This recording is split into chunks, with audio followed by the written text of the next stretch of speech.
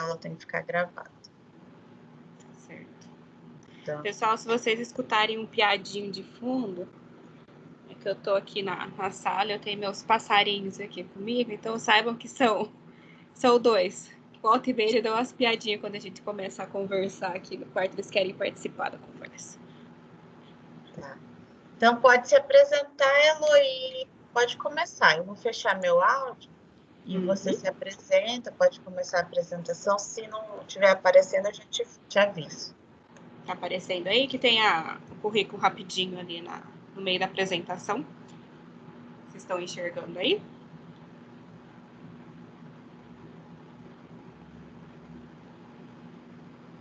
Sim. Sim? Então, beleza. Então, pessoal, nós vamos conversar um pouquinho sobre a questão de reuso. Eu selecionei aí alguns casos de reuso aí que a gente tem atuais. Um deles, inclusive, foi de um evento que eu participei o ano passado, da ASEMAI, né, que é um evento aí de saneamento da Associação dos municípios, aí, né, das gestoras de saneamento dos municípios. E aí um dos casos que eles colocaram aí nesse evento foi um caso de Campinas, que eu achei bastante interessante, aí eu trouxe ele mais a fundo aí para vocês conhecerem também, certo? Então, como a Marjô comentou, né, então eu sou professora do Departamento de Engenharia Sanitária e Ambiental, né, que é o DESA, que a gente chama da UFMT em Cuiabá. Por conta da pandemia, né, eu não estou em Cuiabá no momento, mas a gente está aí, né, nessas aulas online, né, tá todo mundo aí nessa nova modalidade aí aprendendo, né, junto com os alunos também.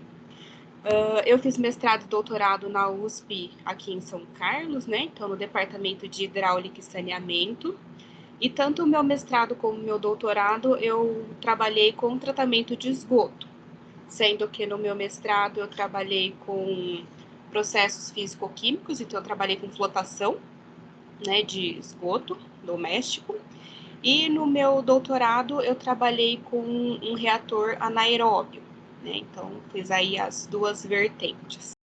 Eu tenho formação em engenharia ambiental, me formei numa estadual no Paraná, que chama Unicentro, e para quem quiser aí eu vou deixar depois a apresentação com a Marjô, tem meu lado certinho, quem quiser aí olhar as especificações, né, por curiosidade, mas essas aí são as minhas formações. Então, a gente vai começar a falar um pouquinho de reuso de uma forma geral. Como a Marjô tinha me comentado que a turma de vocês é uma turma que tem desde o 3º semestre até o 8º, eu resolvi fazer uma apresentação aí bem geral, assim, sobre as características de reuso, focando em alguns casos em específico que a gente tem aí, né, em literatura, né, tanto nacionais quanto peguei alguns casos internacionais aí, né, de reusos aí que têm sido aí utilizados. Então, a aplicação que a gente tem para reuso, ele pode ser usado, então, em irrigações paisagísticas, irrigações de campos aí para cultivo. Uma dessas que a gente utiliza bastante é na própria plantação de cana, né, que eles utilizam a água, né, do processo ali, né, de produção, né, na própria irrigação ali dos campos de cana. Usos industriais, a gente vai abordar alguns aí, né, ao longo do tema de hoje. Pode ser utilizado também para recarga de aquíferos, para usos urbanos não potáveis, né? Para finalidades ambientais diversas e para outros usos aí que forem considerados. Sempre quando a gente fala de qualidade da água, a gente nunca tem, né, uma qualidade padrão, assim, ou uma receita de tratamento universal. A gente sempre vai precisar tratar nossa água de acordo com a finalidade que a gente vai dar para ela. Então, se eu vou dar a ela um uso mais nobre, eu preciso fazer um tratamento mais avançado para que eu não venha ter características microbiológicas, né, ou outras características de compostos químicos que podem ser prejudiciais a quem for consumir essa água. Então, esse é um gráfico interessante que a gente aborda aí uma questão da qualidade de acordo com a finalidade aí básica que a gente vai ter. Então, para uma água bruta, né, a qualidade ali, né, tá intermediária. Se eu quero essa água para finalidade potável, ela precisa ter uma qualidade melhor. Quando essa água é utilizada, ela se torna aí um efluente sanitário, a qualidade dela ela fica mais baixa, e conforme a qualidade de reuso, né, a finalidade do reuso que eu vou dar, eu vou precisar de um tratamento específico para essa água. Então, não tem uma fórmula universal, assim, qual que é o tratamento que é utilizado para reuso? Sempre essa questão vai ser respondida com reuso para quê? Qual a finalidade da água que você quer, né, que você vai dar para essa água de reuso? Então, se é uma recarga de aquíferos, se é para você despejar em algum manancial ou em algum lago específico que talvez não vai ter um contato direto com as pessoas, né? Cada uma vai requerer um tratamento, né, ou maior ou menor, de acordo com a finalidade. Então aqui, né, eu posso ter reusos onde eu só necessite de um tratamento secundário, reusos onde eu necessite de um tratamento terciário, né, que aí no terciário a gente pensa na remoção de nutrientes, então nitrogênio e fósforo em específico, e também, né, reusos, né, usos mais avançados, né, que requeiram aí melhores tratamentos. Então, se a gente vai pensar numa água para consumo humano, né, então eu tenho que pensar já em tratamentos mais avançados, como uma osmose reversa, como uma ultrafiltração, então sempre pensando na finalidade que essa água vai ter. Então, aí esse próximo slide aí exemplifica, né, essa questão dos usos mais exigentes e menos exigentes, e daí também a gente vai ter o tratamento, né, que eu vou precisar dar de acordo com esse uso. Então, o reuso aí mais exigente seria o reuso para potabilidade, então, para água destinada para consumo. Então, aqui, né, em âmbito nacional, a gente tem que seguir aí o que está na Portaria Consolidada número 5 de 2017, que, né, ela contempla aquela Portaria 2914, né, que a gente tem que dá os parâmetros de potabilidade da nossa água. Então, eu tenho que, né, deixar a água com uma característica, né, que contempla o que está descrito aí nas nossas normas de potabilidade. E aí, né, nesse nosso slide, o nosso uso, né, vai se tornando menos exigente conforme a gente segue aí, né, a nossa setinha. Então, né, conforme aqui nessa nossa seta vai descendo, a gente vai reduzindo aí as restrições de usos. Então, irrigação e cultura, né, também varia conforme a cultura. Então, se é culturas de consumo primário, então hortaliças, coisas que a gente vai consumir crua, né, sem ela passar por um processo prévio de cozimento, né, eu preciso ter um cuidado melhor. Ou se essa água vai ser utilizada em alguma cultura onde o fruto, enfim, ele não tem contato direto com essa água, né? Cada uma vai exigir uma característica diferente.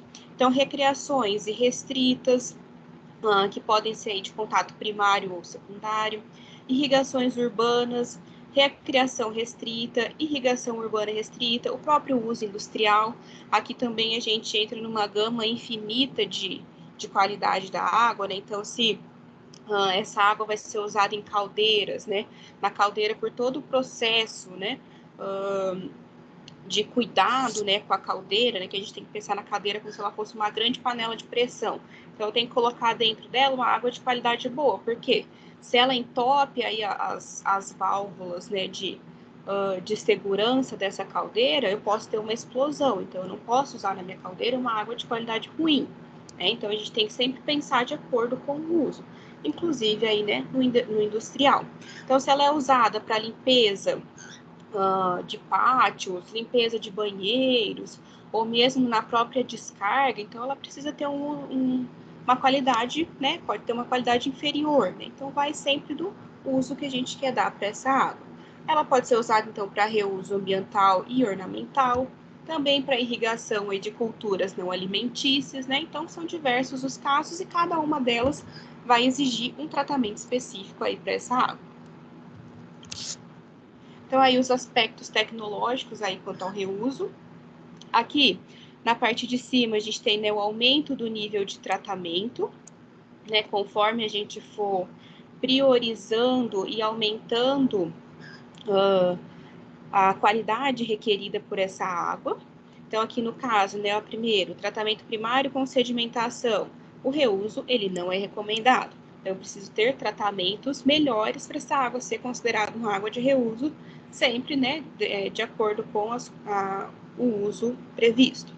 Já o tratamento secundário, né, com uma desinfecção, eu posso dar uma utilização, então, para irrigação de silvícolas, pastagens e plantas com processamento industrial. Ela pode ser utilizada com a finalidade de reuso estético ou reuso industrial aí com refrigeração, e também para recargas de aquíferos para fins não potáveis.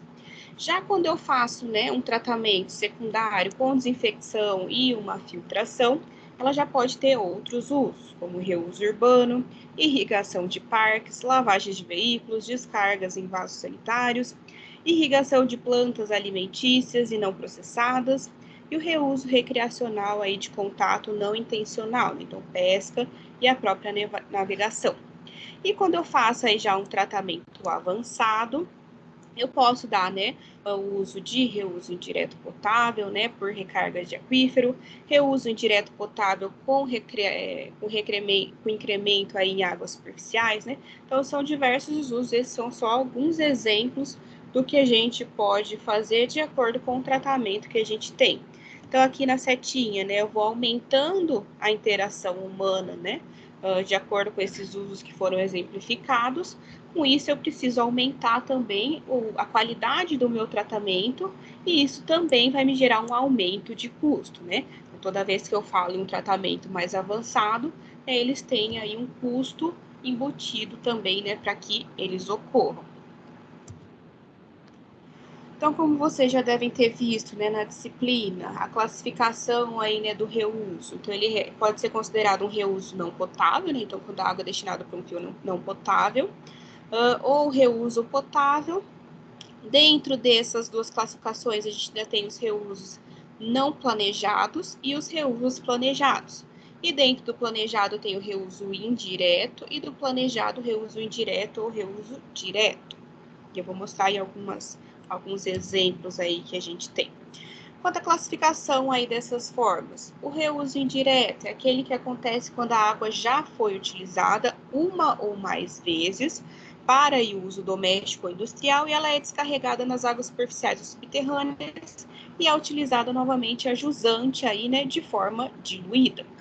Já o reuso direto, né, então é o uso planejado, né, então ele foi pensado para aquela finalidade, né, então, e deliberado aí de esgoto tratado, com certas finalidades aí, como irrigação, como uso industrial, ou uso urbano de recarga de aquífero, ou mesmo aí, né, de acordo com o uso, como água potável.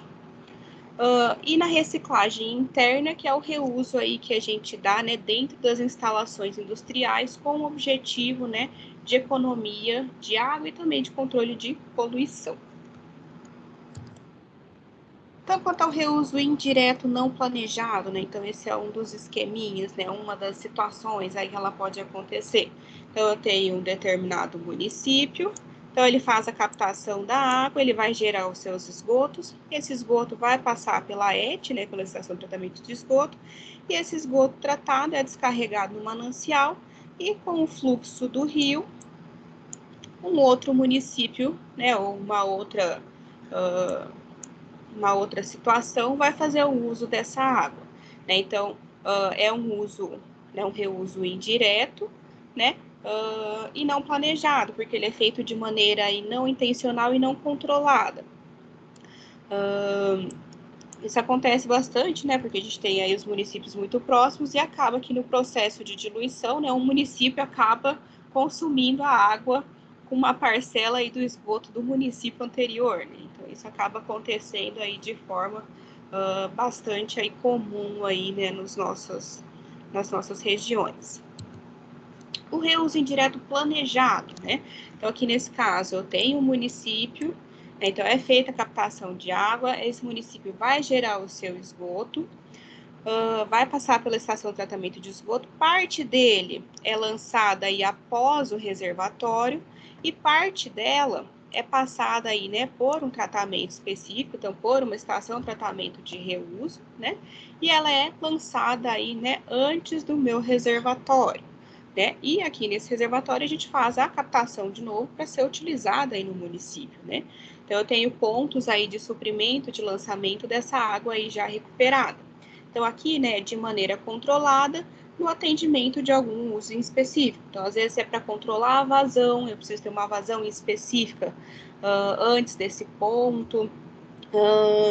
Então se é para garantir, né, que eu tenha alguma característica em específico, né? Mas uma das mais comuns é a questão de vazão, né? Quando eu preciso garantir uma vazão mínima antes do meu ponto de captação. Então, às vezes pode ser que seja feita o reuso, né? Ou a inserção dessa água de reuso nesse ponto. Então, esse seria uma classificação de reuso indireto planejado. O reuso potável indireto planejado. Então, aqui, né, seria uma das situações. Então, eu tenho aqui, né, um determinado município que utiliza como manancial de captação, então, uma parcela vinda de água subterrânea e outra parcela vinda de água superficial. Então, eu faço uma coleta de poços, né, eu tenho alguns poços perfurados, mas também faço captação superficial em algum manancial. Então, essas águas são misturadas, vão à estação de tratamento de água, né, e passa por todo o tratamento aí que a gente já conhece, essa água é levada aos reservatórios, e é encaminhada ao sistema de distribuição, é utilizada aí pelas residências, e com isso a gente tem a geração dos nossos esgotos.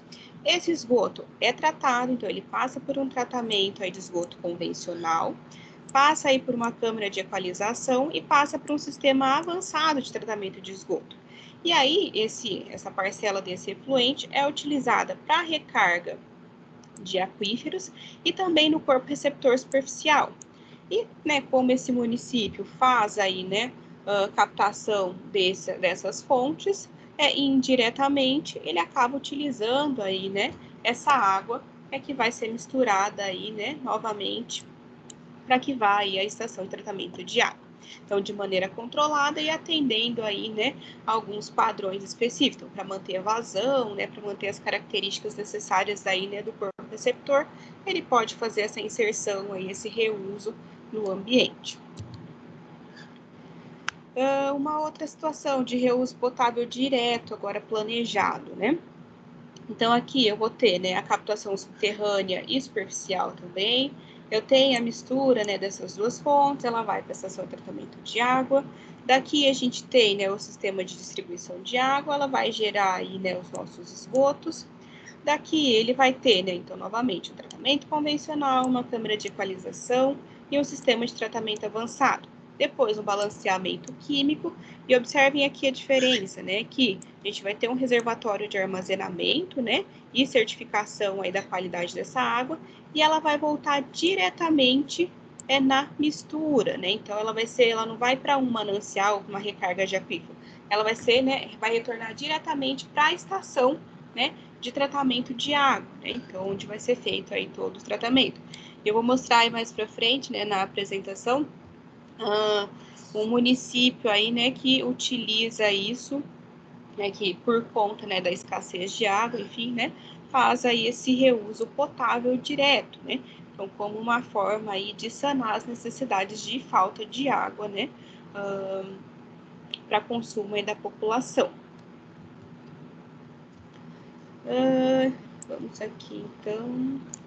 Reuso de água aí com aproveitamento de esgoto, né? Então, algumas possibilidades que a gente tem. O reuso urbano para fins não potáveis, então o esgoto tratado com qualidade inferior, né, ao uso potável, ele pode ser destinado, então, para irrigação de parques, praças, jardins, áreas verdes públicas, né, e parques esportivos, também para lavagem de veículos, ruas e pisos, para questão de ornamentação, fontes, cachoeiras e lagoas, produção de concreto, né, então no próprio setor da construção civil, para águas de hidrantes, né, então para controle de incêndios, né, então também pode ser utilizada, porque não exige aí nenhuma qualidade específica, e para as questões prediais, então descarga aí, né, dos aparelhos sanitários, então a utilização aí de águas cinzas, né, que são as águas que a gente vê que vem aí, né, do uso nas pias, né, na área de cozinha e lavanderia, e águas amarelas aí também. Reuso industrial, então esgotos tratados, né, utilizados aí em processos industriais. Então, a gente pode ser utilizado aí na questão de resfriamento, né, das unidades aí, né, do setor industrial, para lavagem de equipamentos e instalações, então exige aí, né, nesse caso, um uso menos nobre, né, então um tratamento menos avançado aí, né, para essa utilização.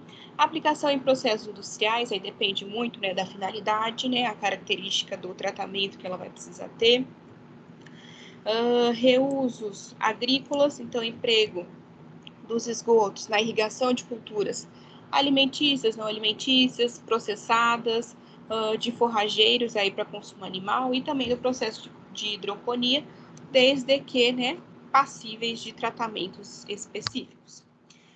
Reuso ambiental e recreacional, então manutenção da vida aquática, recreação restrita, né, então de contato primário, e recreação restrita aí de contato secundário, ou seja, que a pessoa não tem contato direto lá com a água, né? Que aí seria a pesca, né? Seria aí a navegação, onde a gente não tem contato direto com a água.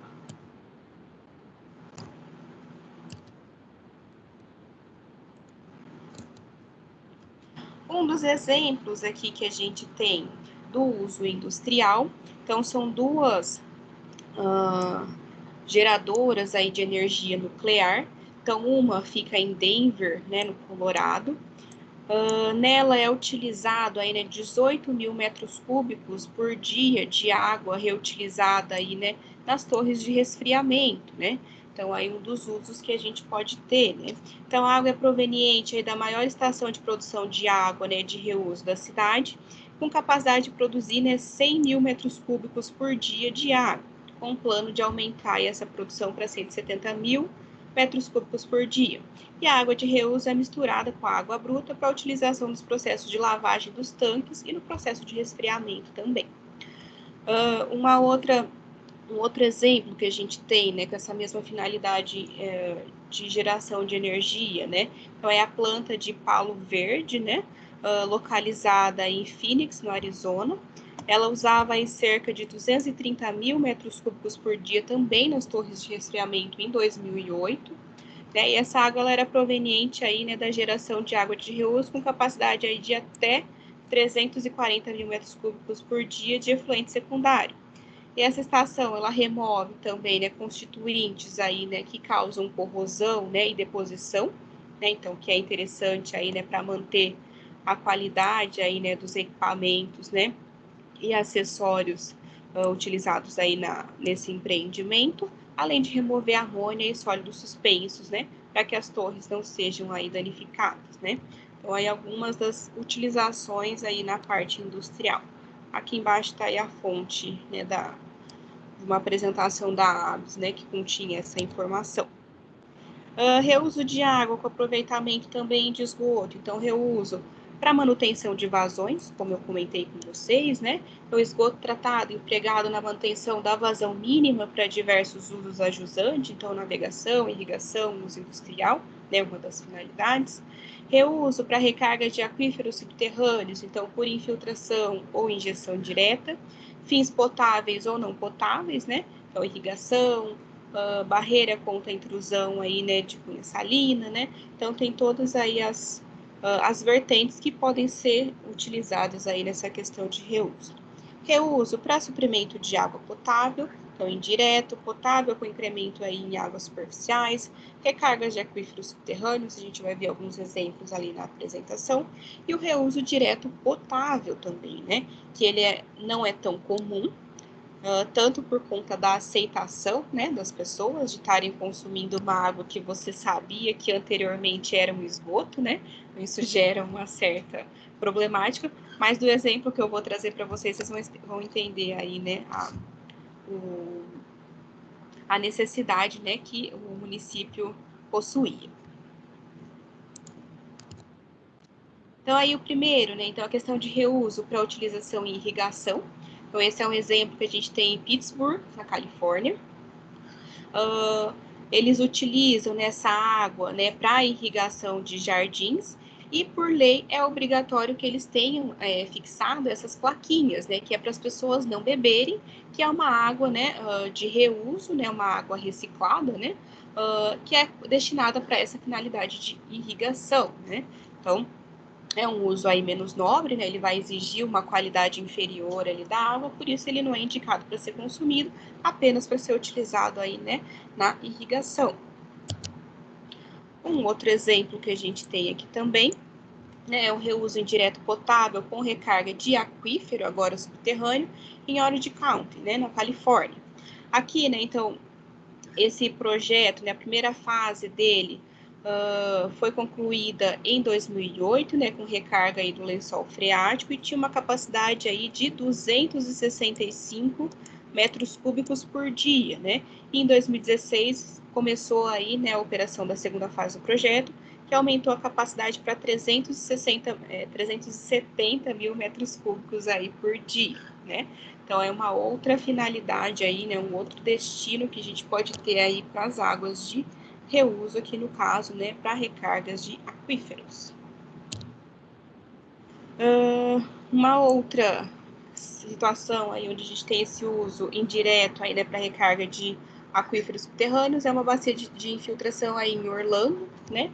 Aqui a imagem ela mostra a bacia de infiltração aí, né, do projeto, né? Que é o projeto Conserve 2, onde eles têm aí, né, o reabastecimento de 120 mil metros cúbicos de água por dia, isso em 2006, né? Então já deve ter ampliado aí, né, essa vazão aí, né, em um número bem aí mais elevado, né? Então é um uso bastante, principalmente ali nos Estados Unidos, é um uso bastante comum, né? O uso indireto potável com incremento agora em águas superficiais. Então, um exemplo aqui de San Diego, aí nos Estados Unidos. Então, aqui, né, eles lançam essa água, né, então, numa lagoa.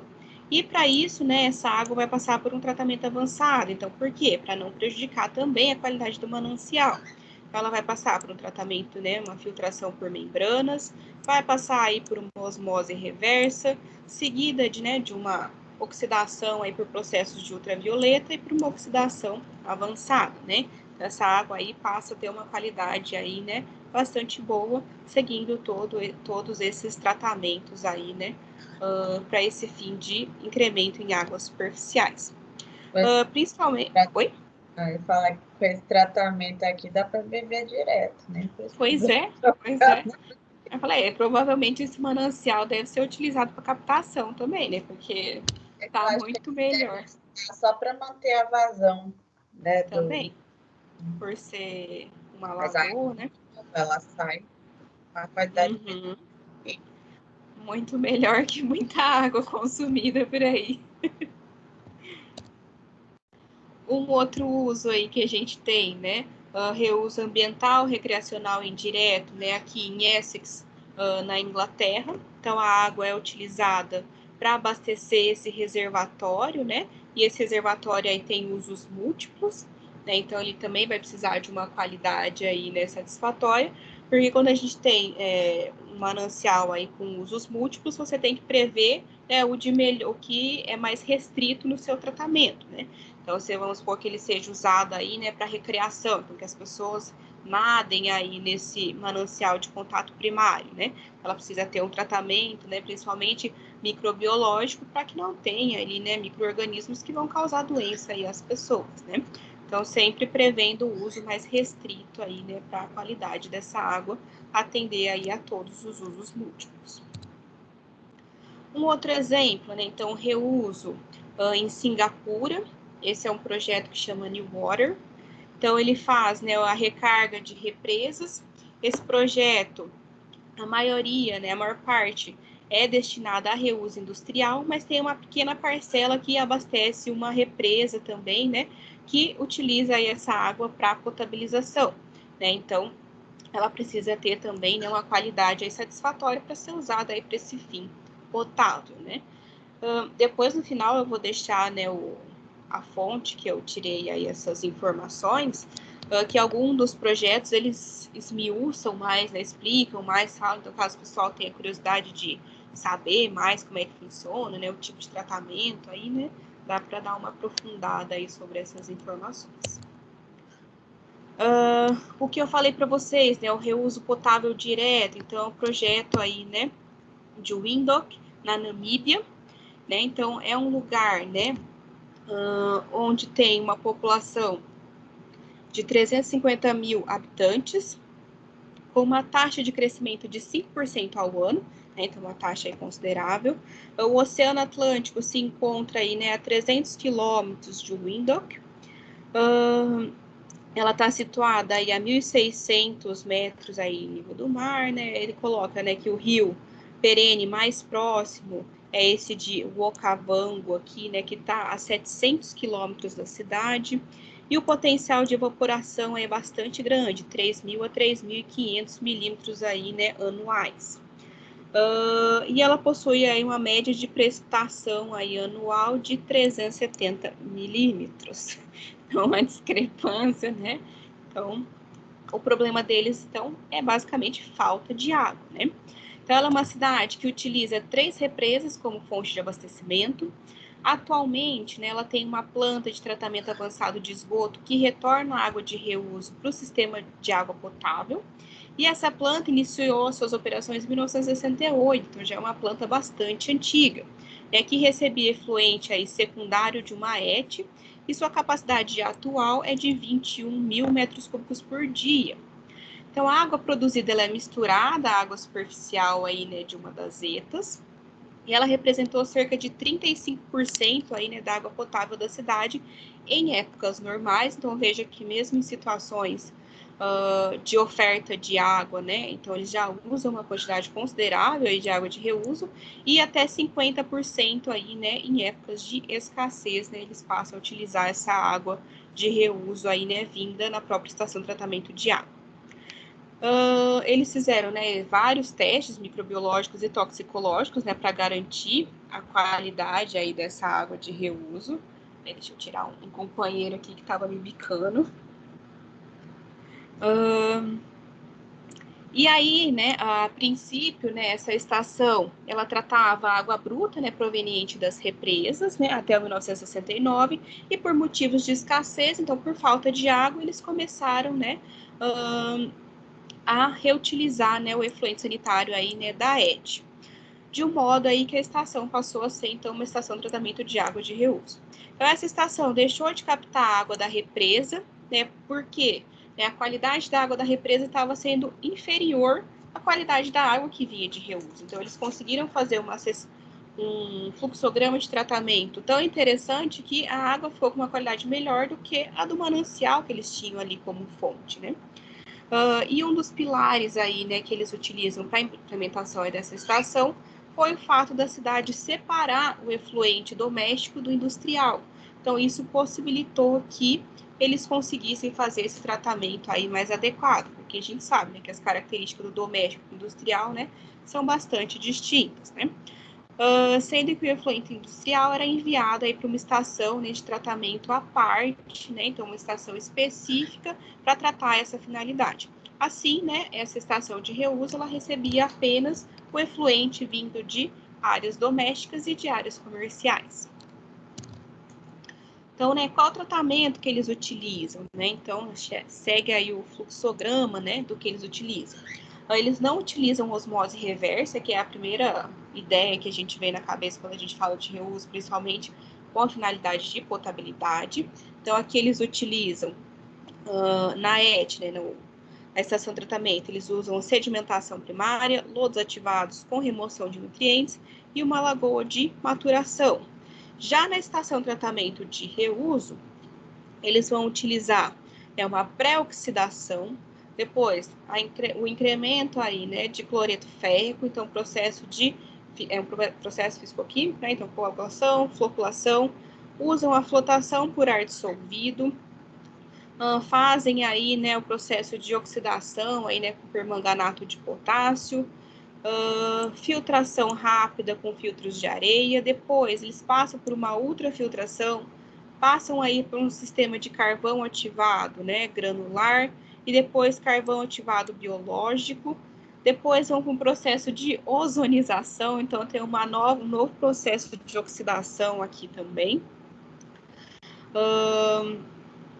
Peraí que eu falei o inverso, né? Então, da filtração ele vai para o ozônio primeiro, desculpa. Então, do ozônio ele vai para o carvão, do carvão ativado biológico, ele vai para o granular, aí para a ultrafiltração, e aí que ele vem para desinfecção e estabilização, para ele aí, né, ser destinado aí para mistura com efluente sanitário tratado e processo de distribuição, né? Então, todo esse esgoto passa por essa série, né, de, o que eles dizem, né, de múltiplas barreiras para reduzir as concentrações de substâncias aí, né, até o que é permitido aí nas diretrizes de reuso, né, específica de Namíbia, né, e elimina aí, né, os riscos de saúde pública. Então, vejam, né, tem processo de oxidação no começo, tem tratamento físico-químico, filtração rápida, processo de ozônio, né, que também é um processo oxidativo, depois tem a desinfecção aí no final também, né, então é um processo aí bem global aí de tratamento.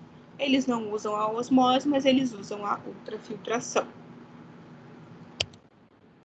Um outro uso que a gente pode dar, né, então, o reuso predial. Então, esse é um modelo de vaso sanitário aí, né, diferente. Então, nele aqui, né, a gente tem um vaso onde nessa parte aqui eu tenho a separação, né, da urina, né, e aqui, né, vão as fezes, né. Então, quando é utilizado aí apenas para finalidade de urina, né, então ele vai ter uma separação específica, né, o que facilita aí, né, o tratamento e o reuso aí dessas águas também, né. Então é um modelo interessante aí de ser adotado aí esse modelo de vaso sanitário.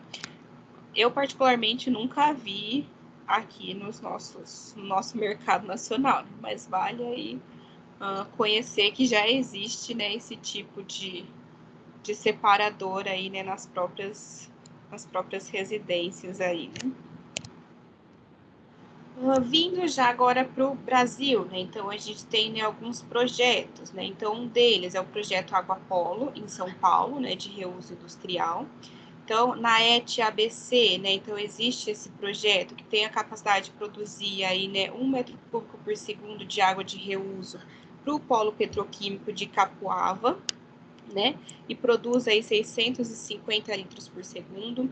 O projeto é uma parceria aí, né, da Odebrecht com a Sapesp, e ela iniciou em 2012 e tem contrato aí de 41 anos, né, e a maior parte aí da água produzida é transportada aí por adutoras aí de 17 quilômetros até o polo consumidor, mas uma parte delas também é levada aí por meio de caminhões-pipa.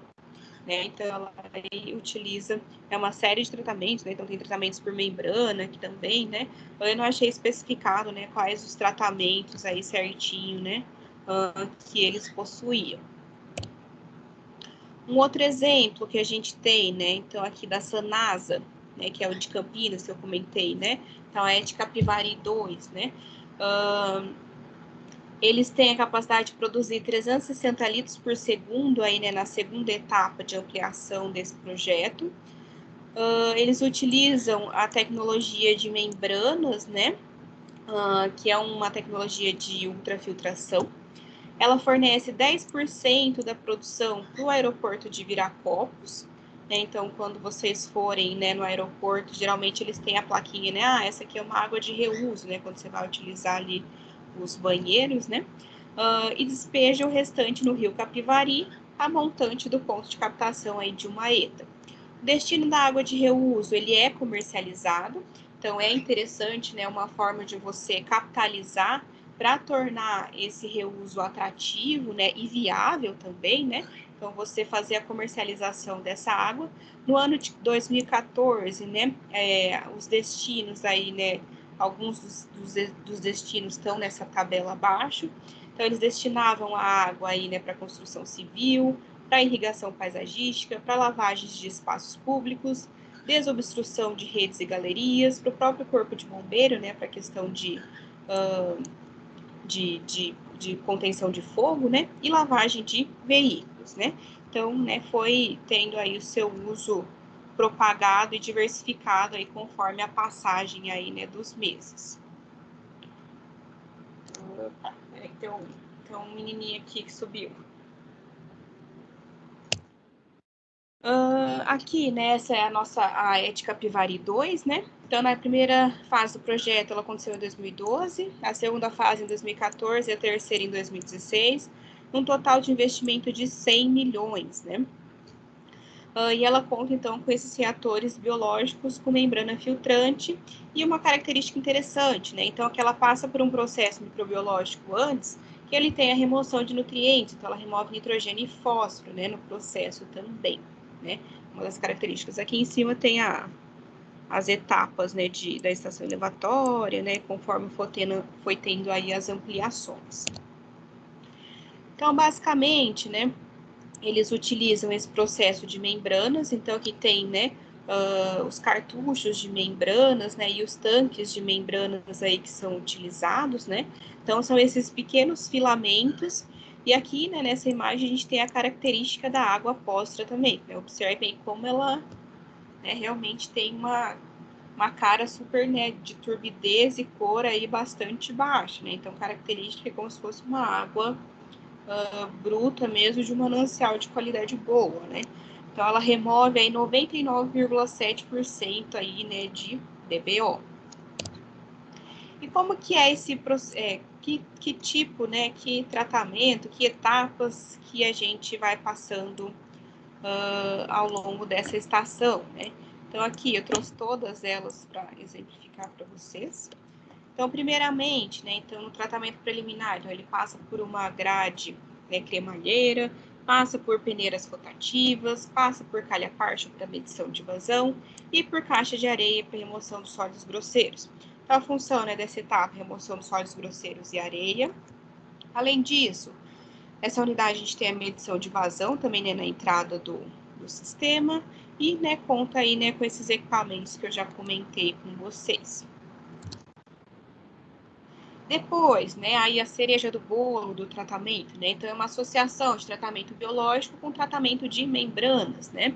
Então, primeiro, o efluente vai entrar nessa seção aqui, né, ele vai passar por uma série de tanques, né, então, primeiramente, tanques anaeróbios e anóxicos e por tanques de aeração.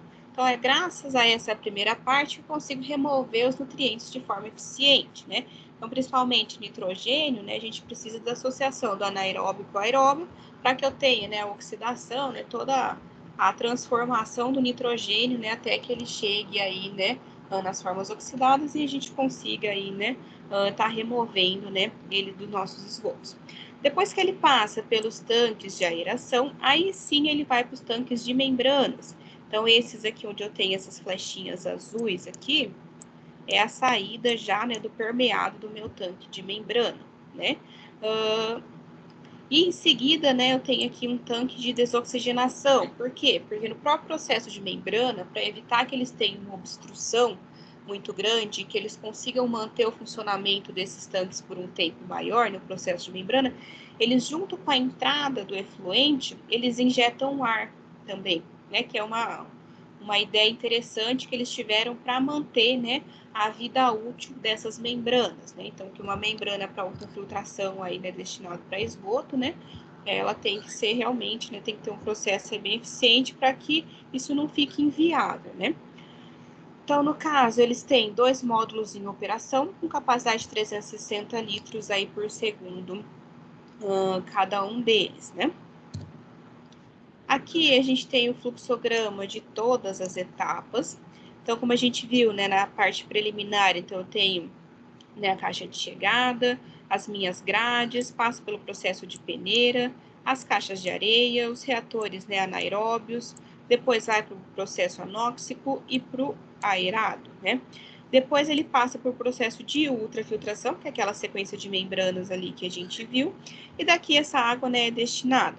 E fora isso, né, tem toda a reutilização, o tratamento de lodo, né, então a centrifugação do lodo, os tanques aí de lodo, né, então tem todo o processo antes dele ser aí, né, distribuído, e uma parcela dele também, né, como a gente viu, ele vai, né, em direção do rio Capivari para alimentar esse rio também, né, então não é todo o efluente gerado aqui que vai ser comercializado aí para fins de reuso, né.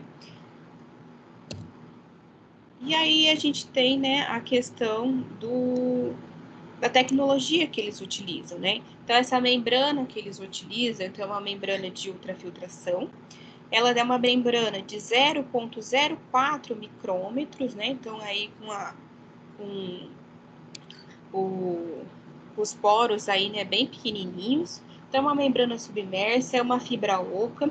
O tratamento dela ocorre de fora para dentro. É uma tecnologia, então, de ultrafiltração. E o material, né, é de PVDF, né, que é fluoreto aí de vinilideno. Oh, Deus, trava a língua.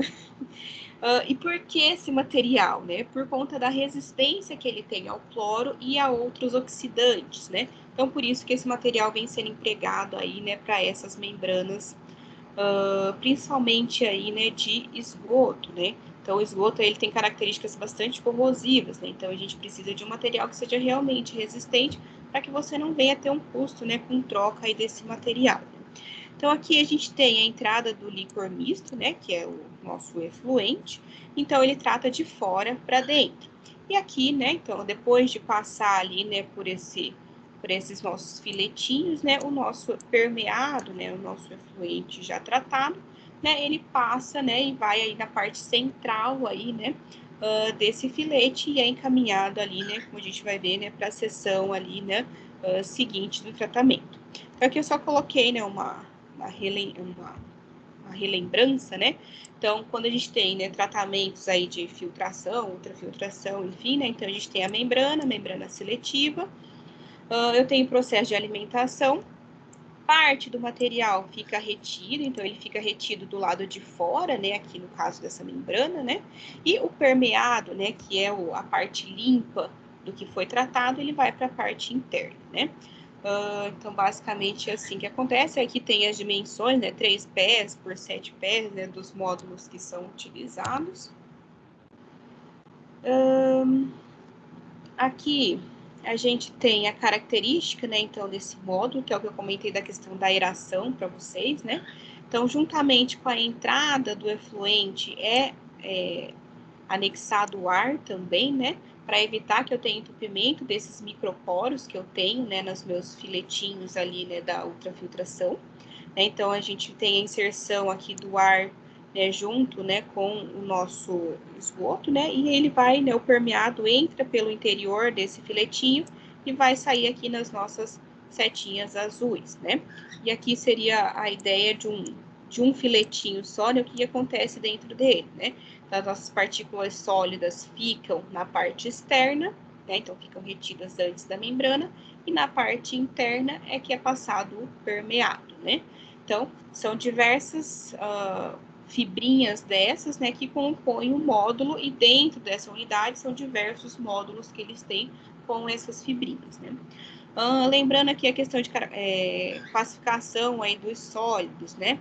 Então, aqui eu consigo, né, aqui o meu 0,04 micrômetros, né, que é o diâmetro ali de poros, né, então classificado como ultrafiltração, e o que ele consegue reter, né, então tudo de maior, né, que esse tamanho, né, fica retido, né, nessa barreira. Então, coloides, vírus, bactérias, parasitas, flocos, areia, enfim, né, tudo que está aqui do nosso lado direito, né, desse gráfico acaba sendo retido por essa membrana e só acaba passando sais dissolvidos, né? Que para a gente remover sais, né, seria mais a própria osmose reversa aí específica, né? Então, só para ter uma ideia aí, né, da capacidade e da qualidade que essa água aí, né, vem ter após um processo, né, de membrana de ultrafiltração. Então, aqui, né, eu tenho a minha fibra, né, como a gente viu no nosso filetinho, né, como eu comentei. Então, várias fibras dessa vão formar um módulo, vários módulos desse, né, formam aí, né, o que eles chamam de cassete, e dentro, né, dos trens de processo, tem vários cassetes desse aí, né, para o processo de tratamento. Então, aqui, observem nessa imagem, né, então, um filetinho aí, né, uma fibrinha, né, do tratamento, e vejam, né, tem aqui, né, nessa imagem, a gente tem várias fibrinhas dessa compondo aí, né, os módulos. Então, aqui, né, eles têm 6 trens com 8 cassetes aí, né, em cada um, com 28 módulos, com 48 módulos, perdão, no total, com capacidade aí, né, com com uma área específica de 720 mil metros quadrados aí, né? Não, perdão, 72 mil metros quadrados aí de área de filtração. Então, aqui, como que funciona o processo de produção dessa água, né? Então, eles têm um tempo de produção aí que eles dividem em ciclos de 12 minutos. Então, ele tem uma produção de 11,5 minutos e um tempo que, primeiramente, eles chamam de relaxamento, onde só tem aí a inserção de ar, né? Então, primeiro, né, vamos aqui, desde o processo da produção, né? Então, vamos lá. Durante 11 minutos e meio, né, ocorre aquele processo normal, como a gente viu, né? Então, junto com o ar entra o meu efluente, né? Então, ele vai, né, o permeado vai pelo meio dos filetinhos e vai ser coletado aqui, né, nessa canalização para ele ir, né, para os tratamentos posteriores. Depois, né, desse período, eu vou ter um período aí de relaxamento dessas fibras. Então, aqui eles vão só injetar ar, né? Então, para já dar uma desobstruída, né, nesses sólidos que estavam aglomerados ali. Depois desses 12 minutos, vai para mais um ciclo de 12 minutos, que 11,5, né, minutos. É aquele processo de tratamento convencional, né, o processo de tratamento com inserção do efluente e de ar. E depois eles passam por um processo de retrolavagem, né? Como vocês já devem ter visto, né, em tratamentos onde a gente tem processo de filtração, a retrolavagem é a lavagem contra a corrente. Então, se eu tenho um sentido de fluxo, a minha retrolavagem é a lavagem inversa, né? Então, aqui no caso, vai entrar água, né? Então, por onde saía o meu permeado, eles vão injetar água contra a corrente para expandir, né, e limpar, né, esses filtros, né? Então, esse é o processo de retrolavagem que eles fazem durante 30 segundos. E aí, é só isso que eles fazem para limpeza? Não. Tem mais alguns tratamentos adicionais aí que eles fazem para manter a qualidade desses filtros. Então, aí tem um processo de manutenção, que eles fazem aí alguns semanais e outro 2 vezes por semana, e tem também o processo de recuperação dessas membranas, né? Então, sempre, né, tem aí algumas necessidades especiais aí para que esses tratamentos avançados aí funcionem. Então, primeiro, 2 vezes por semana eles fazem, né, então, uma limpeza com hipoclorito de sódio, né, então eles usam aí o cloro, né, para fazer esse processo de limpeza, e também, né, eles fazem uma limpeza ácida com ácido cítrico, né, isso 1 vez por semana. E a cada 6 meses, então, né, um tempo aí bastante grande, eles fazem o processo de recuperação dessas membranas. E aí eles utilizam de novo o hipoclorito de sódio e o ácido nítrico, né, em concentrações aí distintas, onde eles deixam, né, esse filtro aí, né, mergulhado aí, né, essas soluções de limpeza para que tenha um processo de recuperação aí dessas membranas. E aí, né, eles apresentam também a característica do efluente final ali, né, dessa estação. Reparem aí que os dados aí são bastante interessantes. Olha a DBO, né, então a faixa que eles têm de entrada, né, então de 185 a 572, né, como média 373, e o final eles conseguem uma DBO aí, né, abaixo de 1 miligrama por litro, né, então realmente a questão aí de remoção de DBO deles aí é excelente, né. Nutrientes, né, que eles dizem aí, né, ser uma estação que consegue remover com eficiência nutrientes. Então, vamos ver aqui o nitrogênio, né, NTK, o nitrogênio Kilton, né. Então, 70,5 miligramas aí por litro, e no final sai como 0,92, né, então, valor médio. Então, bastante eficiente também na remoção de nutrientes, aqui no caso, nitrogênio. O fosfato, né, como média 7,98, sai 2,02, bastante baixinho ali, né, a remoção de fósforo. E uma curiosidade, né, alguns já podem ter visto, outros ainda não, né, por que, né, que a gente consegue remover melhor nitrogênio do que fósforo? Porque o fósforo, a eficiência dele para tratamento microbiológico não é tão boa. A melhor forma que a gente tem de remover fósforo é através de tratamentos físico-químicos, né? Então, o que a gente faz a inserção de coagulantes, né, para a gente ter a precipitação desse fósforo, né. Então, por conta disso, acaba que os valores aqui de fósforo ainda são um pouquinho mais elevados que o de nitrogênio. Já o nitrogênio, né, por conta da associação de processos anaeróbios com aeróbios, né, a gente consegue ter uma remoção aí bem eficiente aí, né, desse nutriente. Como sólidos, né, então média, sólidos suspensos totais 314, fica abaixo de 2,5, então também uma remoção aí maravilhosa de sólidos, e aqui a turbidez de entrada eles não têm dados, mas que na saída a turbidez é de 0,15, praticamente nada, né? Uma turbidez aí excelente. Aqui eles colocam também os parâmetros microbiológicos, então como Escherichia coli, menor que 2, né, número mais provável por cada 100 ml, também colocam o valor de coliformes termotolerantes, de Giardia, que também não detectado, e de Cryptosporídeo também não detectado. E aí eles fazem aqui, né, eles colocaram uma tabelinha, né, de um resumo dos pontos positivos que tem o tratamento deles, né. Então, é uma menor área para implantação, né, por conta de ser uma tecnologia de membranas, né, a gente acaba tendo uma área mais restrita. Promove remoção de nutrientes, isso a gente viu ali nos resultados que tá fantástico, né, remoção de nutrientes. Menor consumo de produtos químicos, então aqui eles só fazem associação aí, né, de tratamentos de membrana com microbiológicos.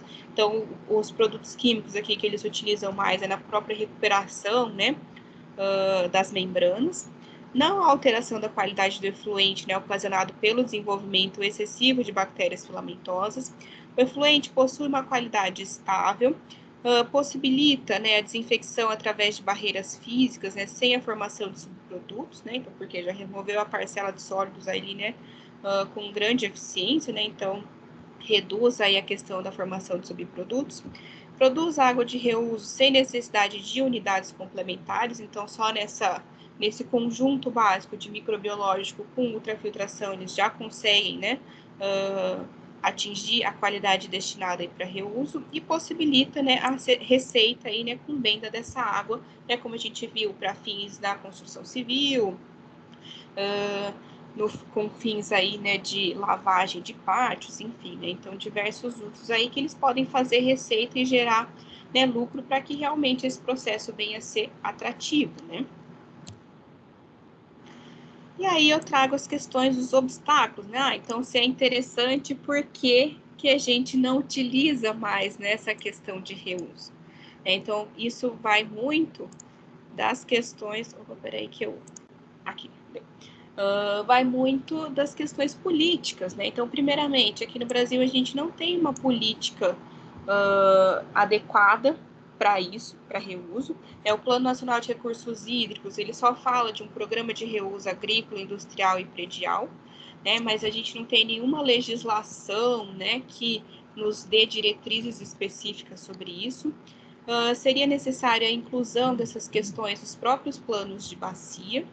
Então, falta regulamentação de reuso, né? Então, aqui eu coloco algumas resoluções, né? Então, resolução CNRH, né, de 2005, nas modalidades, diretrizes e critérios gerais de reuso indireto e não potável. Ele dá diretrizes gerais, mas não estabelece requisitos e controles, né? E a gente viu, né, que a questão de reuso é muito ampla, vai muito em função aí da qualidade. Então, falta essas diretrizes aí, né?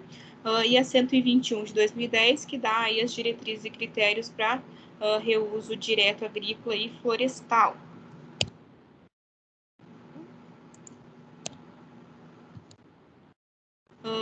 No estado de São Paulo, né, então tem algumas deliberações de reuso urbano não potável industrial, né, em alguns municípios, né, então, para irrigação aí paisagística, lavagens de logradouros, utilização aí, né, na mistura do concreto, para desobstrução de galerias e redes de esgoto, mas isso é uma normativa aí estadual. E aqui no caso municipal, né, Campinas, né, que é a cidade ali, né, onde tem aquela tecnologia que eu expliquei para vocês, né, na Sanasa, tem essa resolução conjuntiva aí, né, 09 de 2014. Um outro exemplo, na Bahia, né, que eles têm essa resolução 75 de 2010, né, que dá alguns padrões para reuso agrícola e florestal. Falta aí a questão, né, de adequação dos processos de outorga também, né, para diluição desses efluentes para reuso direto. e a questão de poucas pesquisas que a gente tem, né, desenvolvimentos ainda nessa área, né. Deixo aí, né, como dúvida e própria sugestão para vocês, né, então darem uma olhada no PROSAB, né, que é uma das fontes que a gente tem nessa questão aí de reuso, né, então o projeto da FINEP de 2006, e um grupo aí forte nessa questão de pesquisa é o laboratório que chama CIRRA, né, que é o Centro Internacional de Referência de Reuso de Água da USP, né, de São Paulo, né, não aqui da de São Carlos. E a grande questão também é a questão da aceitação pública, né, que a gente já conversou, né, como aqui a gente ainda tem a disponibilidade de água, né, para abastecimento, né, então a gente ainda não teve a necessidade de recorrer aí a essas finalidades, né, não que a gente não vai precisar dentro em breve, ainda mais, né, com essa questão de temperaturas e de ciclos hidrológicos que a gente tem que estar bem diferente do que era antigamente, né? Então a questão de falta de água aí tem sido constante em muitos municípios, né? Então pode ser que dentro em breve, pela necessidade, que esses projetos aí sejam ampliados, né? Mas vai muito aí do desenvolvimento de uma política ambiental, né? De uma educação ambiental para as pessoas aceitarem e é realmente a questão de aceitação e de confiabilidade também, né? Então eu estava lendo a respeito daquele projeto da Namíbia, né? Então, as pessoas realmente confiavam na qualidade a ponto de terem certeza que a qualidade da água, mesmo sendo de reuso, era melhor do que a fonte do manancial que eles estavam coletando direto ali, né?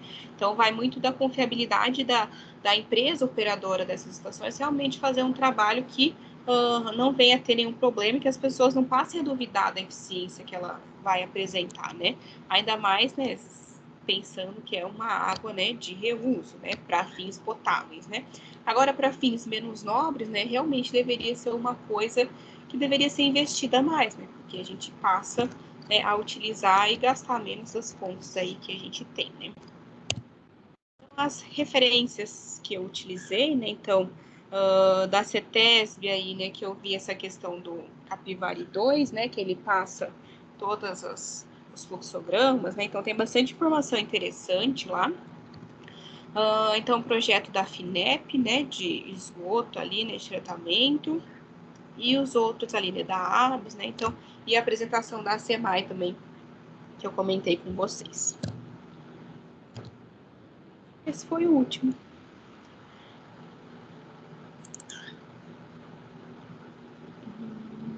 Descarta. Muito bom, Você essa apresentação para eu mandar para eles. Pessoal, faço sim. Perguntas?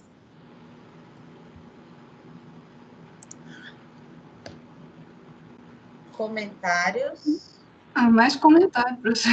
Eu achei muito top essa parte de reuso de água, né? Esses dias eu estava lendo até sobre o assunto e eu vi alguma coisa sobre Israel.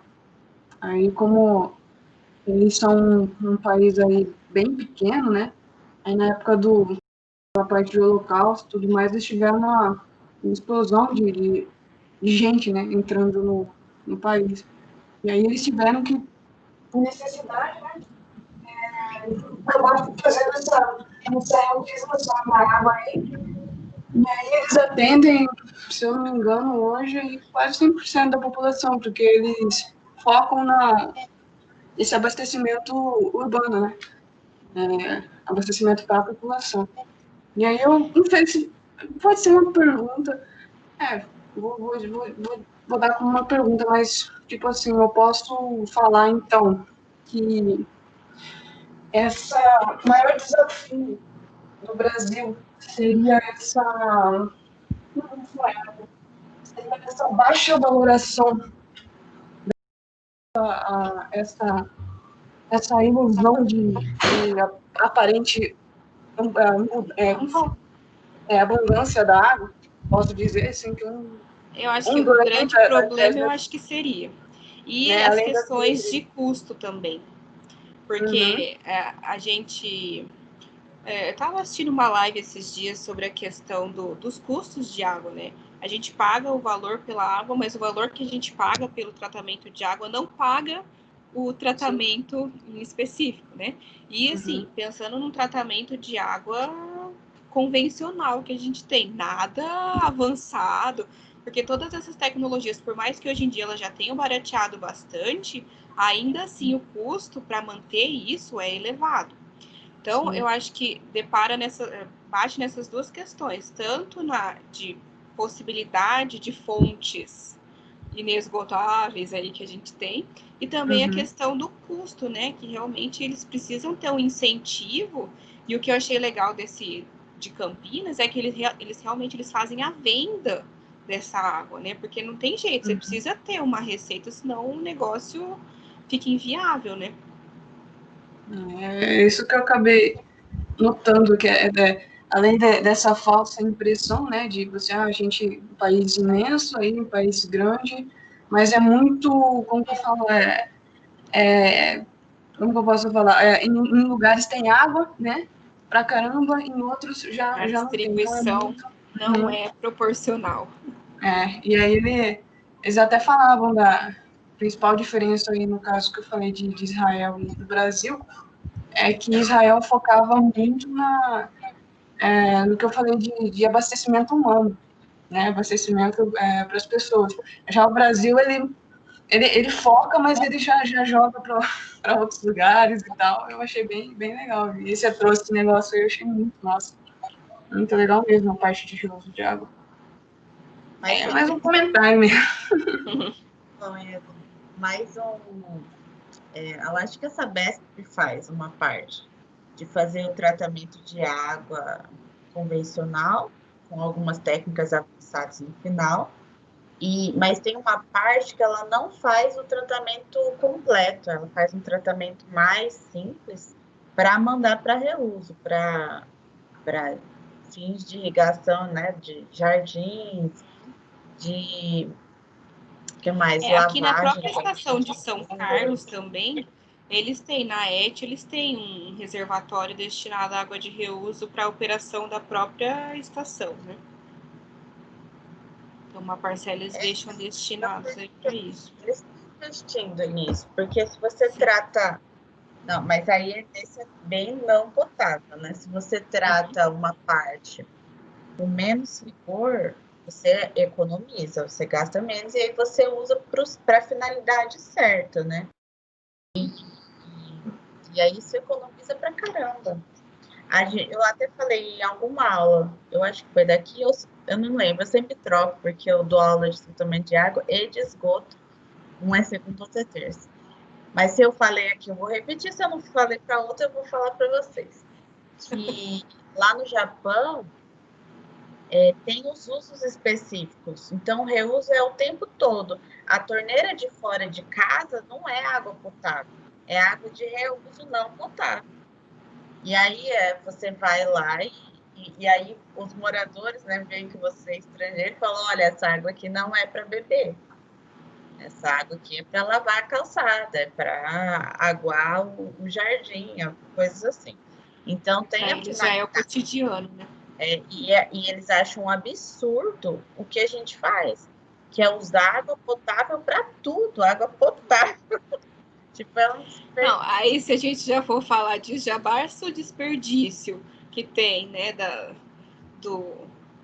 até chegar, né, nas nossas estações, né, então cada lugar tem um tanto aí, né, de água que é perdida no processo, né? Então, eu lembro que eu estava pesquisando para uma aula lá de Cuiabá, a perda de água chega a 60%. Imagina, isso é um absurdo, gente. É um absurdo. Você, perde mais do que você consome. Pelo amor de Deus, só no setor de água mesmo que um trem desse acontecer, porque qualquer empresa já teria falido se perdesse esse tanto de coisa. Não tem jeito. Mas aí por isso também que isso vem no nosso custeio, né? A gente paga pela parte que a gente desperdiça. Existem programas gigantescos para redução de perda de água, perda física de água, né? Mas deu uma parada, teve um momento que deu um boom, né? Aqui mesmo, aqui em Campo Grande, eu vi um boom disso para diagnóstico, investigação, eles usam um aparelhinho para sonoro, né? E aí eles deram uma boa consertada, mas aí parou, não sei o que aconteceu. E a Águas, Tem que ser constante. aproveitando que vocês estão me escutando? Sim. Uhum. A Yasmin falou de Israel, a Águas aqui, ela usa equipamentos de lá de Israel para ver, né, onde que tem tá vazando água e etc. Então, eles têm a tecnologia já também e vende para nós, e não sabemos utilizar. Pois é. Opa, participações especiais aqui. Olha ele pior. É que eu dei uma caixinha de sapato para ele, aí ele tá dentro da caixinha cantando. Aqui a gente tem recurso, tem tecnologia, tem equipamento, mas sabe o que falta aqui? Não é dinheiro, é recursos humanos. A gente não vontade. tem. Não, mas eu acho que a gente não tem equipe para fazer. Tipo, uma equipe está direcionada, de funcionários mesmo, está direcionada para fazer isso. Ela não dá conta de fazer mais isso. Então, a gente vê, assim, uma falta de pessoal nesses órgãos, de recursos humanos mesmo. E mesmo onde fosse adotado isso, a questão da educação ambiental tem que ser super trabalhada, né? Então, isso que você faz aí da questão de educação ambiental voltada para resíduos sólidos, tipo, é essencial. Mas a gente deveria fazer isso em todos os setores, não só... Da drenagem, sim. Porque, nossa, dá uma raiva quando você passa na rua, você vê o pessoal lavando, assim, a calçada, assim, e fica aquele tanto de água correndo. Fala, pelo amor de Deus, moço. Faz isso não. Meu pai fica desesperado quando o Joaquim fica no banho e tá fora da água. Nossa. Você vai acabar com a água do planeta. Eu falei, não, filha, a água não vai acabar. Mas tem que cuidar. Mas é porque eu contei, né? Eu converso com ele, eu conto as coisas que acontecem. Quando tava tendo racionamento aqui em Campo Grande, passou sério, não sei aí.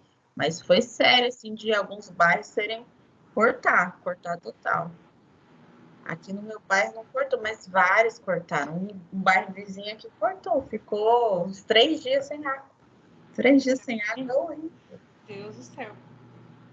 E ainda quem tem caixa d'água ainda vai levando um pouquinho, né? Mas tem gente que ainda não tem caixa d'água.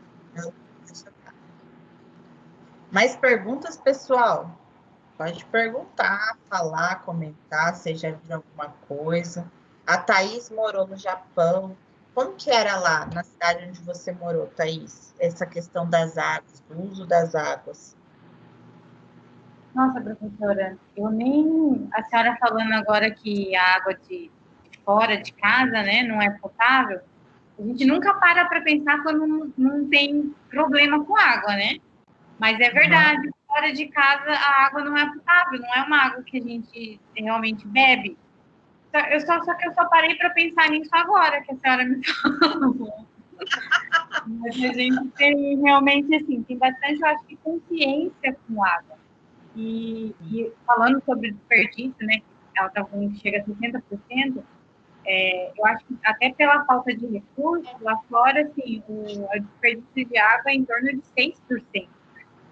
Eu acho incrível, mas eu acho que tem também essa consciência, você não vê vazamento, ou quando tem vazamento, tem um conserto muito rápido. Não tem os gatos. E o que eu achei interessante também é essa coisa que a senhora falou de desperdício, ou seja, a privada. A privada, né, você lava a mão ali, tem uma torneirinha em cima da privada. Então, você dá descarga, aí você já lava a mão com aquela água que vai encher a cuba, né, para dar a próxima descarga. Então, super inteligente. Isso assim, qualquer casa, uma casa mais antiga, em qualquer banheiro, em qualquer privada de qualquer lugar, é desse jeito. Aí tem as mais inteligentes ainda, mas qualquer privada é assim, você lava a mão com a água e vai encher na próxima descarga. Então, esse reaproveitamento, né, de água aí é bem eficiente. Coisa fácil seria essa, né? Não, essa é muito fácil. Super simples. Sim. Uma sacadinha, assim, Fenomenal. Pois é.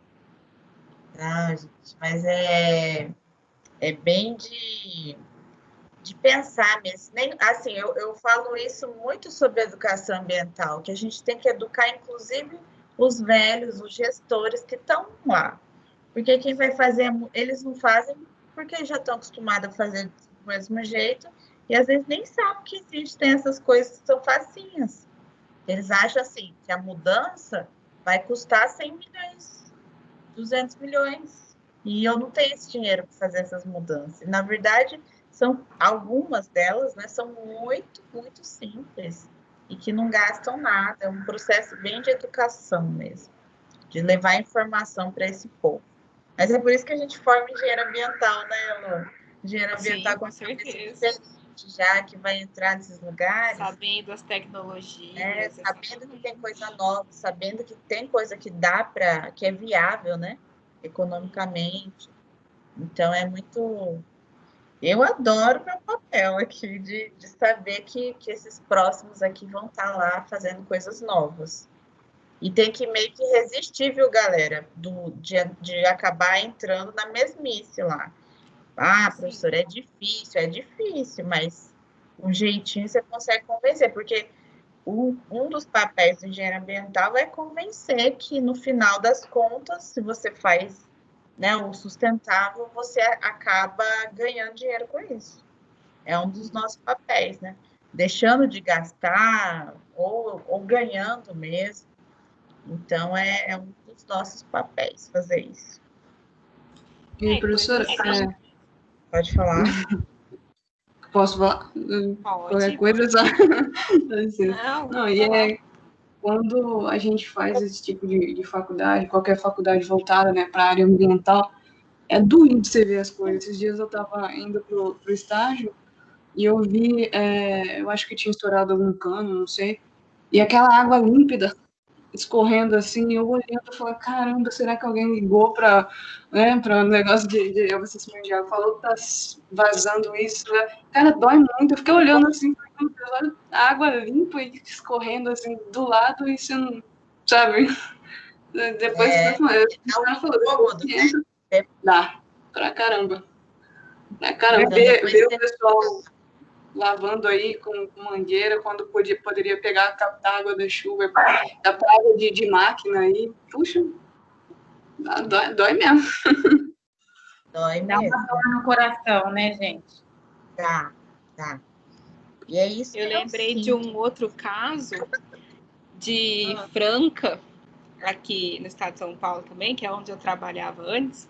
Lá, tipo, já saía naquelas pesquisas, que é a cidade, né, com melhor saneamento, enfim. Mas uma das coisas que é muito interessante que eles fazem, até pensando na questão financeira, é a utilização do metano, né, do biometano do tratamento de esgoto. Eles geram aí o GNV, né, o gás, para abastecer os veículos, né, que eles utilizam na própria Sabesp ali da região, né.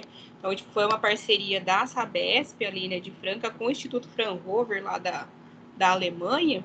Então, eles desenvolveram essa tecnologia. Então, assim, se tiver boa vontade e pessoal para fazer, tipo, possibilidades mil que a gente tem. É um campo vasto, na verdade. Na disciplina de tratamento de efluentes, a gente fala disso também, que eu até mostrei um vídeo, eu nem lembro de que professor era, que o esgoto, na verdade, ele é recurso, né? Ele não é um resíduo, o esgoto tem várias parcelas que a gente remove, enterra, desperdício total. O gás mesmo, meu Deus. Sim. O gás eu lembro na época que a gente estava aqui na USP de São Carlos, tinha um projeto lá do meu laboratório que o pessoal estava fazendo algum tratamento com flotação e que o resíduo, né, o lodo, a torta que eles falam, né, gerada, eles estavam fazendo um estudo para virar ração, porque tem nitrogênio, tem fósforo, então, possibilidades, assim, tem diversas, né? Aí basta ter a sacada e estudar em cima disso. Aí foi uma parceria da USP com a Embrapa, enfim. Né? Então, tipo, realmente, tudo é dotado de valor, basta você saber aproveitar o valor de cada material, né? E eu falo assim também que um gestor, porque no final das contas tem algumas decisões que são do gestor, né? Se ele quer ou não quer. E a gente fala muito assim, isso aqui é a longo prazo, né? Em 10 anos, 20 anos. Mas tem gestor que faz no próprio mandato. Tem 4 anos, dá para mudar a realidade Fazer da acontecer. cidade. Dá para mudar a realidade da cidade. Professora, Pode falar, Vitória. o artigo que eu escrevi com o professor Hugo, lembra que eu te falei sobre Sim. lodo de esgoto? Então também eu escrevi sobre isso.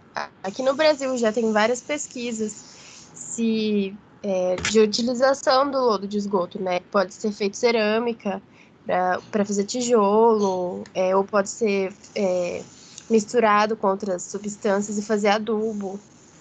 Então tem uma infinidade e a maior parte vai parar em aterro. Uma dor no coração também quando eu sei disso. E a gente vai ter Quando não é descartado direto no rio, né? Vai ter um momento de ter escassez de nutrientes para a produção de alimentos. E aí, por isso que está tendo bastante estudo, sabe, Vitória, sobre o lodo principalmente, e sobre esses subprodutos do esgoto, porque e do resíduo sólido, da parte orgânica, né? Porque vai faltar nutrientes, não vai ter mais as jazidas de nutrientes químicos, e a gente vai ter que apelar para o orgânico. E esgoto, resíduo orgânico, é nutriente. E a gente vai ter que usar, não tem outra opção, vai ter que usar. E é tudo desperdício o que a gente faz, é desperdício. Rafa, Eliezer, quer falar alguma coisa? Luana, a outra Thaís, Flaviane tá quieta hoje.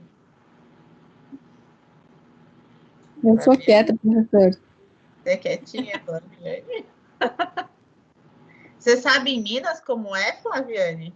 Essa parte da água é igual... Qual? De água, como que é feito? Se eles fazem reuso, fazem algum aproveitamento? Eu acho que em Minas Gerais deve ter uma coisa mais avançada. Tem muita universidade boa lá mesmo. Eu acho que depende da cidade. Assim, a minha cidade em si, eu não sei, não. Eu sei que eles fazem tratamento, mas, assim, o reuso pode ser usado na Usiminas, que é a siderúrgica de lá, e pode ser usado também na empresa de celulose, que é a Cenibra. Só. Com certeza. Esses grupos grandes já fazem reuso. E é assim, em larga escala. É bem interessante. Eu acho que todas as siderúrgicas em si lá, elas usam. Mas de diferentes rios, assim. A minha cidade era abastecida pelo rio Piracicaba, não era pelo Doce, não. Então, eles usavam, acredito que usavam, sim. Bacana. Há muitos anos atrás, quando eu era criança, a Copasa fazia visita técnica para as crianças e tinha uma competição lá que era, você fazia a visita e depois fazia tipo uma história em quadrinhos e essa era premiada em todas as escolas municipais e particulares, então era bem legal assim. Tinha prêmios bons na época. Não sei se continua, eu lembro que eu fui lá. E era bem parecido mesmo com o que a senhora mostra nas aulas e com o que foi mostrado hoje na palestra. Era bem parecido.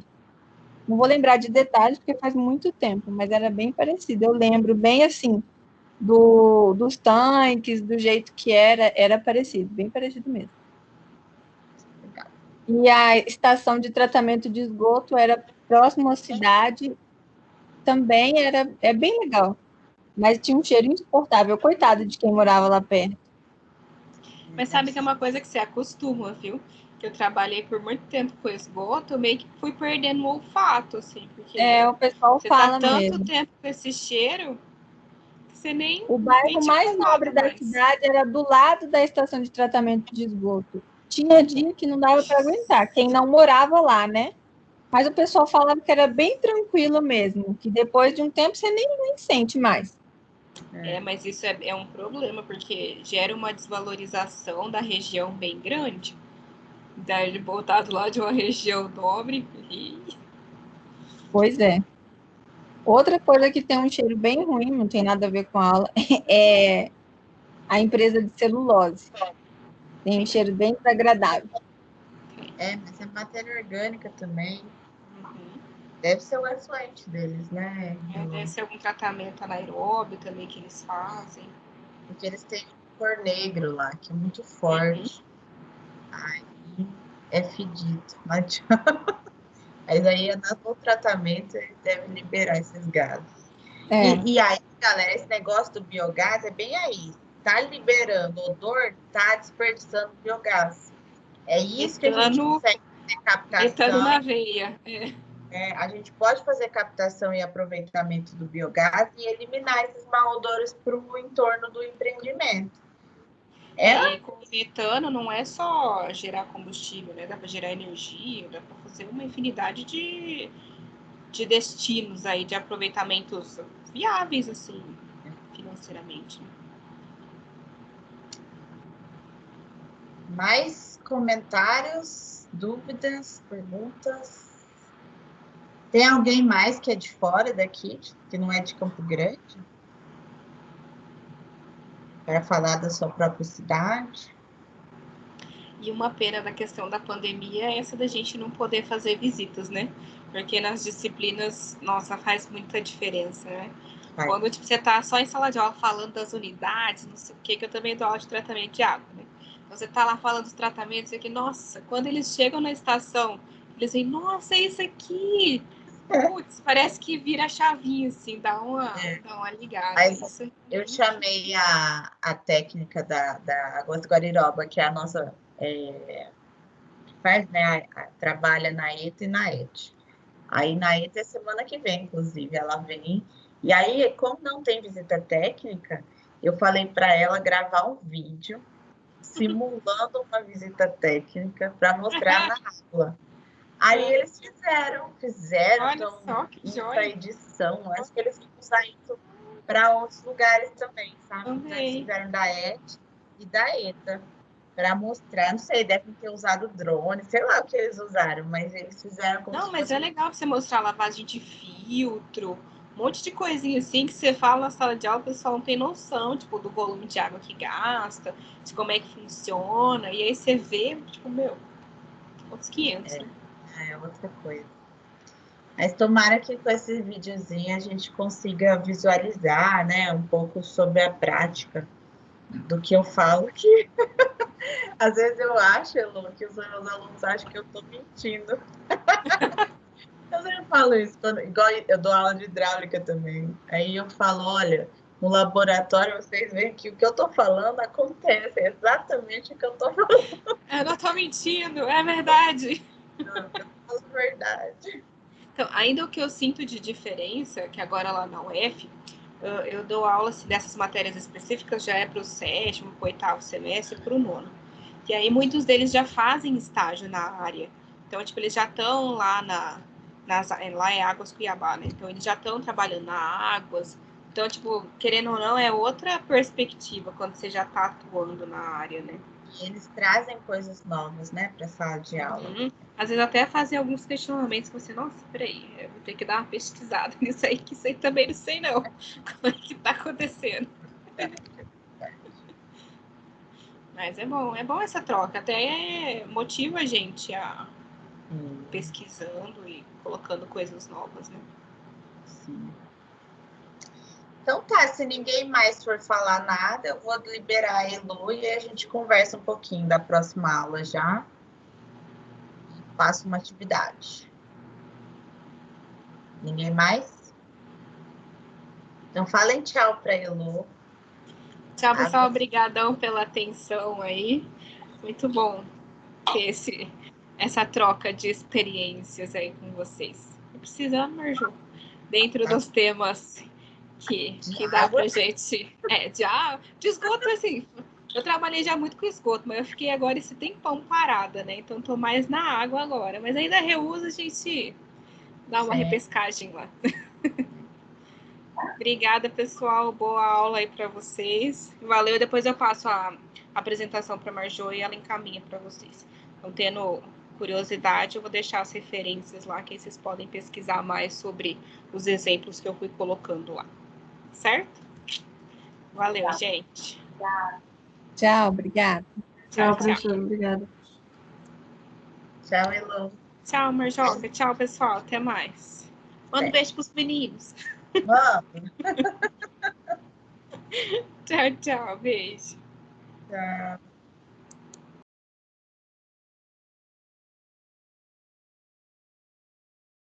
Oi, oi. Vocês estão aí ainda, né? Não me abandonem. Então, pessoal, semana que vem, ela chama Marjúlia, inclusive. Escreve Marjúlia. Sei lá como que fala o nome dela. Deixa eu ver. Eita, Águas Guariroba. E aí ela vai falar da ETA daqui. Deixa eu ver até se tem alguma coisa aqui. Ela vai falar Olha só que legal. Aqui já tem falando no site da Águas Guariroba. Ah, não tá aparecendo para vocês, né? Peraí. Tá aparecendo? Uhum. Sim. Tá.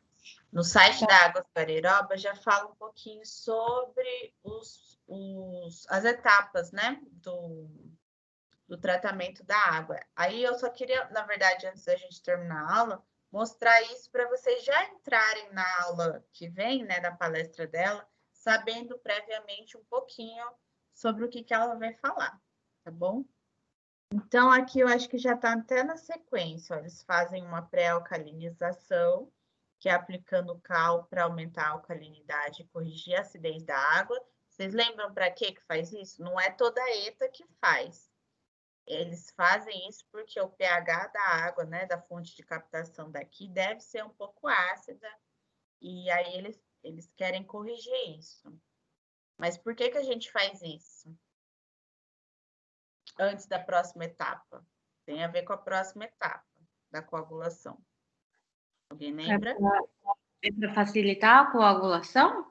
Isso, porque o coagulante que é usado aqui, eu acho que eles usam sulfato de alumínio. Eles têm uma faixa, né, de atuação, assim, de pH. Então, com pH mais neutro a básico, ele funciona melhor. O coagulante funciona melhor. Então, corrigir a acidez da água ajuda no processo de coagulação, na formação do coágulo, tá? Aí, logo na sequência, vai para a floculação, que eu não sei certinho, eu não lembro, eu já fiz essa visita técnica algumas vezes, mas eu não lembro como que era a floculação deles, o tanque de floculação. Agitação da água para flocular as impurezas, facilitando sua remoção. Eu acho que é mecanizado deles, não é hidráulico, floculador. Mas a floculação é aquela parte que eu tenho que passar a água devagar, mas não tão devagar, né? Ela tem que ser mais devagar que a coagulação, mas tem que ser mais rápida que a decantação. Que é ali que faz o movimento da água, faz chocar as partículas que o coagulante já juntou, e aí forma um floco maior, que na próxima etapa vai sedimentar. Então, a floculação que faz esse choque, né, das partículas, dos coágulos, do coagulante com as impurezas, e aí vai para flotação ou decantação. Aí ela falou, a professora Elô falou sobre eu acho que o mestrado dela foi de flotação. E qual que é a diferença entre decantação e flotação? Falei isso para vocês também. Alguém lembra? Não? Não tem problema, vamos lá. A decantação, ó, passou o tanque de floculação, vai para o tanque de decantação, por exemplo. Na decantação, ele vai passar bem devagar e o floco formado anteriormente, ele já tem peso e vai sedimentar. E aí, na decantação, a parte de cima, né, ela é clarificada, a gente chama de água clarificada, e entra na calha clarificada já. E a parte dos flocos ficou lá no fundo, que é o que forma o lodo. Na flotação, é a mesma coisa, mas ao contrário, ao invés de ir para o fundo, ele vai para a superfície. O floco vai para a superfície. E qual que é a diferença? Na flotação, eu injeto ar, que o ar faz borbulhar e vira aquela espuma. Vira tipo uma espuma, mas é espuma que fala. Que fica na superfície da água e aí eu removo por cima. E aí a água embaixo, que é clarificada e passa para o próximo tanque, tá? Mas é essa separação de líquido e sólido. Mas na decantação o sólido desce e na flotação o sólido sobe. Tudo bem? Anota isso aí. Aqui eu não sei por que tá os dois, mas pode ser que tenha numa parte, tenha decantação, outra flotação. E aí depois, aqui é onde a água sai mais clara. De todo esse processo aqui, a água sai mais clara aqui. Já tem bastante impureza. Aí passa para filtração. Na filtração, a gente tem várias camadas de sólidos. Várias camadas de sólidos com granulometria diferente. E é um filtro mesmo. Você passa e aí o sólido fica retido nos poros e a água passa reto. E aí ela passa com menos impurezas, porque algumas impurezas ficaram retidas nos poros dos sólidos. E a gente usa muito carvão ativado, porque o carvão ativado ele tem uma capacidade de adsorção muito grande. O que é adsorção? É tipo um magnetismo na superfície das coisas, na superfície do grão do sólido. Ele adsorve, fica tudo na superfície. E aí isso é muito bom para tirar as impurezas da água. Bom, passa pela filtração, vai para desinfecção. É na desinfecção que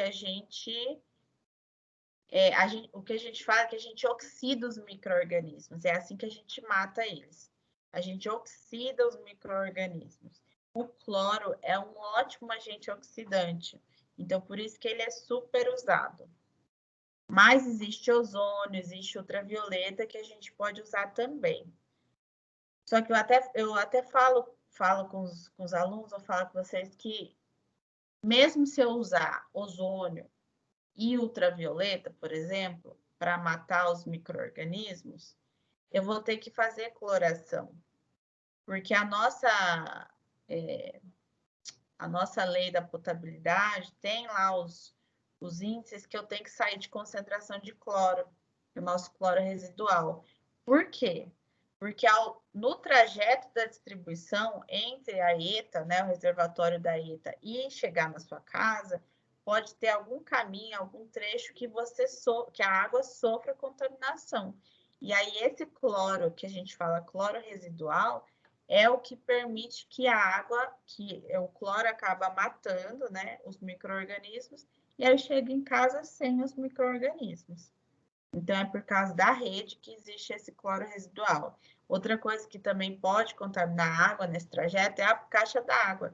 A caixa d'água tem que limpar uma vez por ano, porque ela pode acontecer dela ser um foco de contaminação de água. Tá bom? O que mais? Então, passa pela desinfecção, para fluoretação. Normalmente, o tanque, né, a gente chama de tanque de contato, que mistura a água já filtrada, já tratada com cloro e flúor, tá? E o flúor é para prevenção de cáries da população.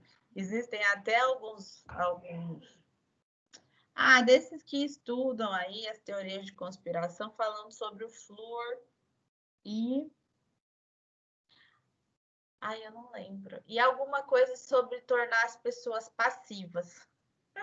Sem capacidade, assim, diminuir a capacidade crítica das pessoas. Tem uns estudos aí de conspiração sobre isso.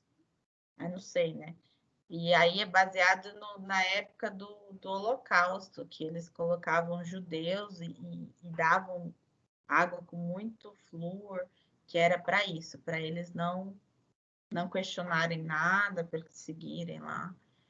Mas eu não sei, né, se é verdade ou não é. Mas a dosagem que eles colocam aqui é a que está pedindo pela potabilidade, mas é com esse objetivo de prevenção de cáries na população. E no finalzinho ele ajusta o pH de novo, porque o cloro, principalmente, ele pode mudar o pH da água.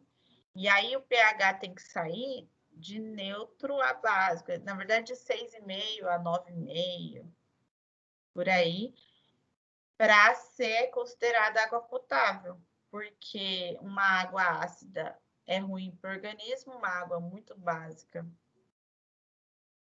A muito básica não é ruim para o organismo, mas pode causar algumas coisas, por exemplo, pensar.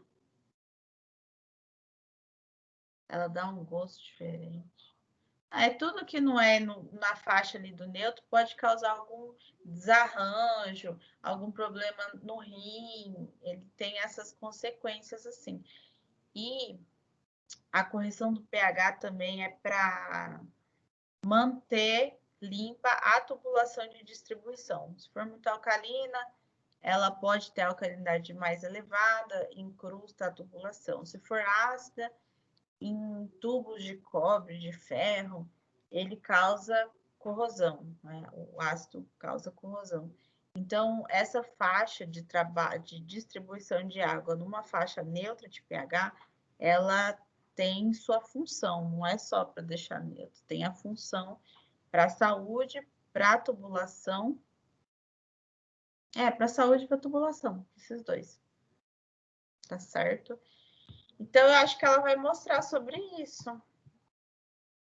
Aqui, olha, tem até foto. Essa aqui é a Lita do lajeado.